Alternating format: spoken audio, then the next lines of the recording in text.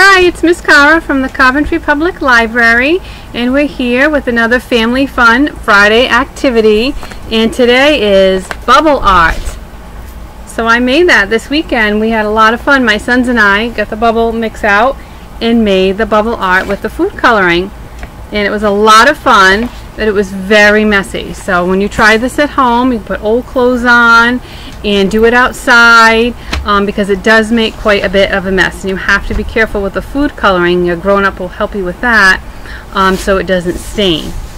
So we have two ways to make bubble art. I found a recipe for food coloring and Kool-Aid bubbles. So I'm going to show you the recipe for both, and then I'm going to demonstrate the food coloring bubbles. So for both of these bubble recipes, you will need plastic spoons and bowls. I use paper bowls, that was easier.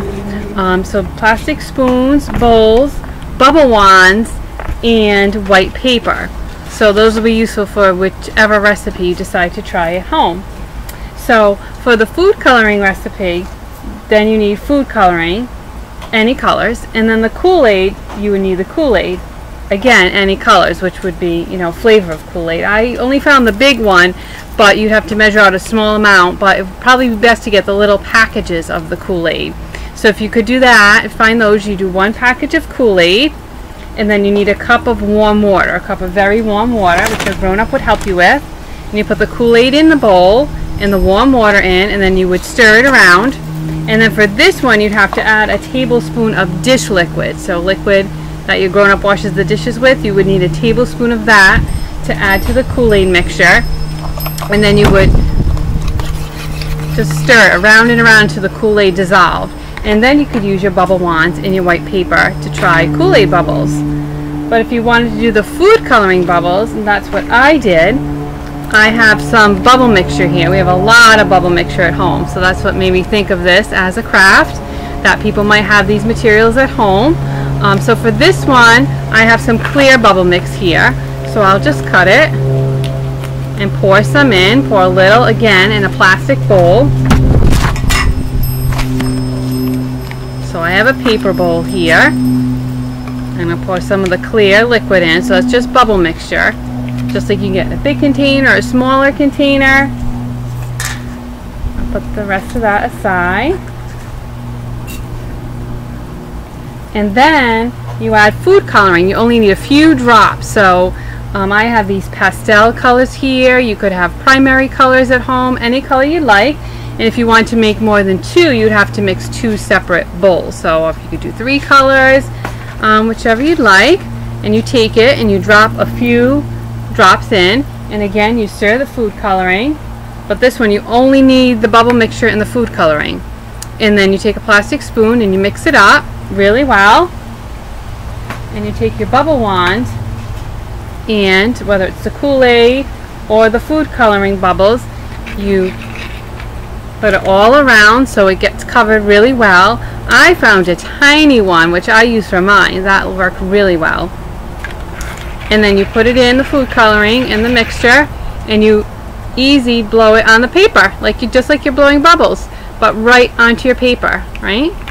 And then, like I said, it does get very messy, the food coloring one, so you have to be careful and try not to do it onto a windy day like today. Luckily I made mine the other day, and this is the one I made. We made a couple, like I said, my sons and I, but this one came really cool. I don't know if you can really see all the bubbles in it, where the bubbles popped and they land on the paper and they pop. So let's see, maybe we'll do this color. Let's see, I think it's blue, a bluish green, and you drop it in. Just need 1 or 2 depending on the type of food coloring you have at home, and you mix it up. And I'll do 1 for an experiment, let's see. And then you take the paper, and like I said, just as if you were blowing bubbles, nice and gently. And you have to be careful when you first pick it up. You don't want to drip it all over the paper, so you want to kind of let the bubble wand drip down first, and then gently you blow your bubbles onto the paper, just like that. And then when they pop, it's very sunny today, it's hard to see, but when they pop, they make the color like that. And once again, This is another one I made. Actually, I think my younger son made this one. So if you do forget to shake it out, it just makes these bigger circles like that. And then the smaller ones, you can really see after where the bubbles popped on your white paper. And then you can always get construction paper at home, or I had some construction paper at the library. You don't have to do this part, but if you want to like frame it once it dries really well, you could take your bubble art and cut it down. You could even cut it into different shapes and make a collage on the construction paper. This would be something fun when I was making it. And once it dried, we have this thin paper at my house, drawing paper. And I thought, well, this would be fun, like birthday wrapping paper even.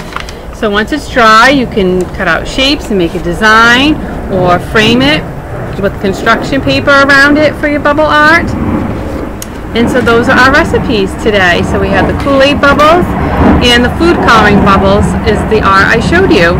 And so we have other books in the library too. We have non-fiction books, books about bubbles and making bubbles, maybe some different bubble activities, and some picture books on bubbles as well. And I have a big bubble mixture. So these are all our ingredients, and we'll have the recipe online so you can do the Family Fun Friday activity at home. And we hope to see you next Friday. We're going to be doing castle building, and as soon also at the Coventry Public Library. Thank you. Bye.